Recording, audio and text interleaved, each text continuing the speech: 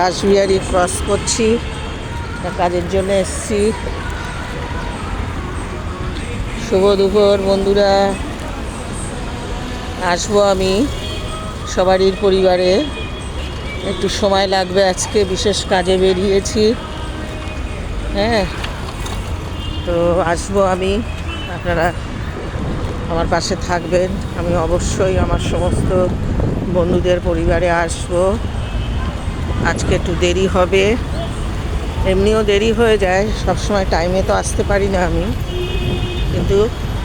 আমি কিন্তু আসি সবারই পরিবারে।